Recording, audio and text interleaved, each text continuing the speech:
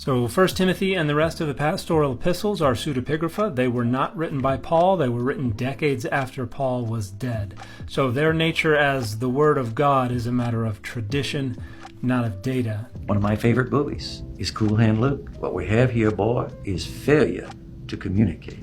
So let us review 2 key words: data, dogma.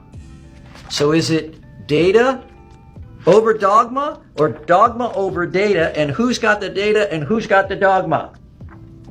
So let's review the data. There was a great church historian in the 4th century, Eusebius, who carefully cataloged the history of the inclusion of New Testament books.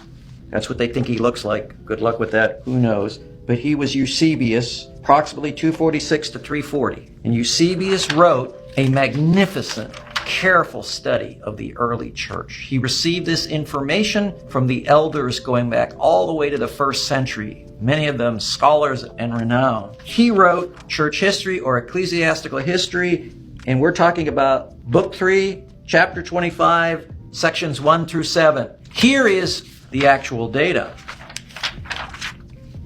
The epistles of Paul were never doubted in the earliest church. Rock solid testimony, an unbroken chain of custody, just like with the police, where something is logged in and kept and they know exactly where it's at. The earliest elders of the 1st century passed on to the next elders, to the next elders, to the next, all the way up to Eusebius, that there was no doubt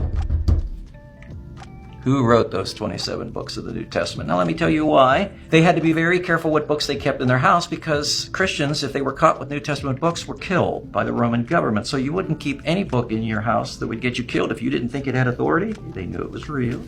So what are we saying?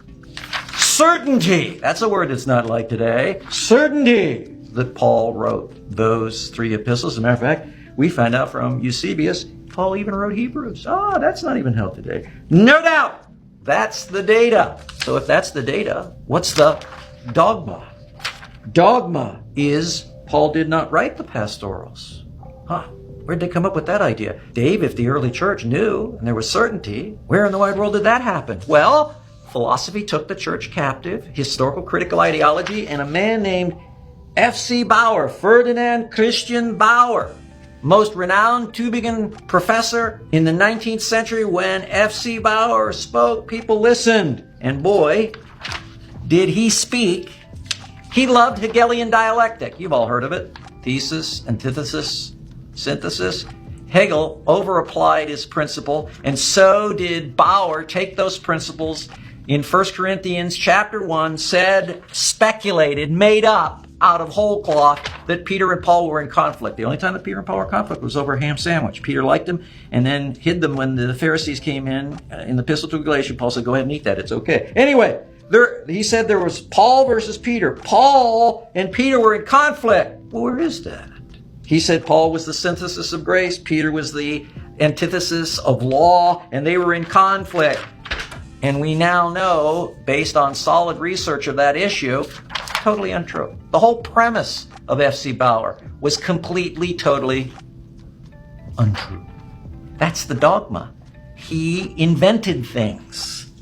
This idea of thesis, antithesis in Paul, he made up. And he said that the resolution was incipient Catholicism in the later 2nd century. So, in the later 2nd century, any book that had too advanced of a theology on the church, he would reject. This whole thing is based on fraud.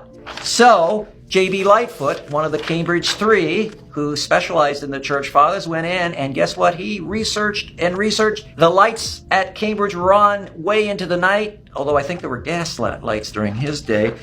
And he disproved this whole idea of F.C. Bauer, that it was based on fraud. There was no evidence of 2nd century anything in those epistles. It all fell apart. Everybody rejected F.C. Bauer.